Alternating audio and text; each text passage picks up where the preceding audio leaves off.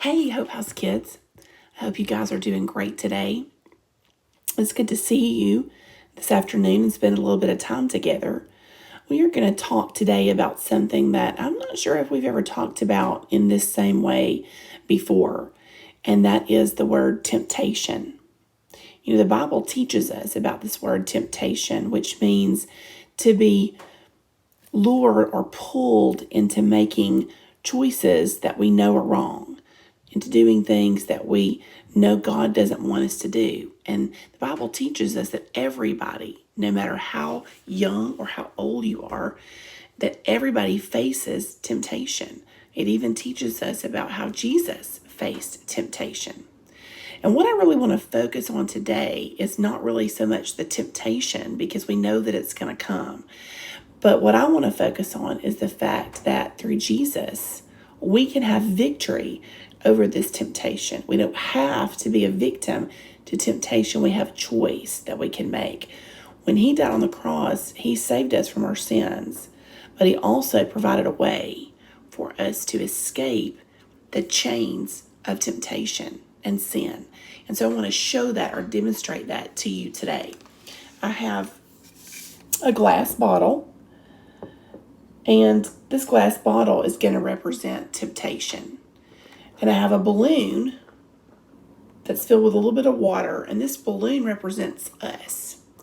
And if this bottle is temptation, I want to make sure you see that I can't push this balloon into this bottle. But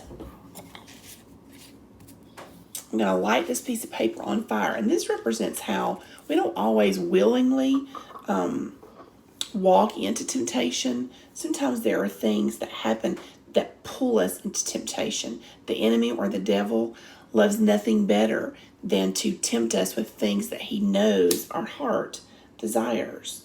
And so he tries to trap us and pull us into temptation. So this paper is going to go inside the bottle.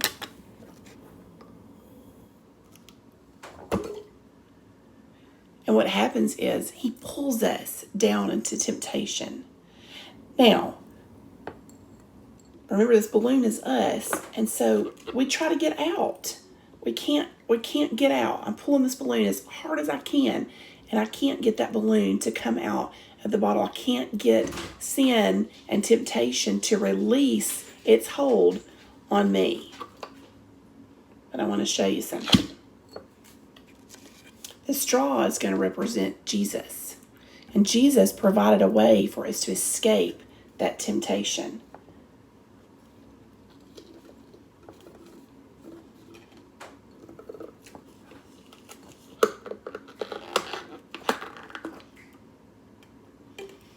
He provided a way for me to escape from the grip of sin and temptation.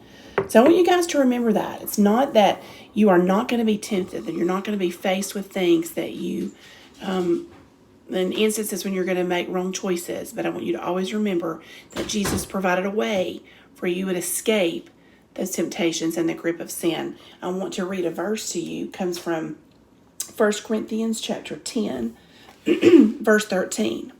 It says, "But remember this, the wrong desires that come into your life aren't anything new and different.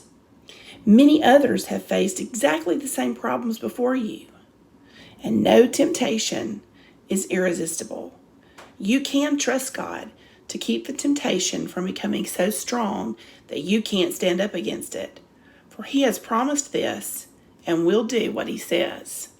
He will show you how to escape temptation's power so that you can bear it patiently against it." I love you guys, and I hope you think about this verse today and think about the promises that God has given us so that we realize and understand that he's given us a way to escape. We don't have to make those bad choices. Hope you guys have a great rest of the afternoon, and I look forward to seeing you Sunday.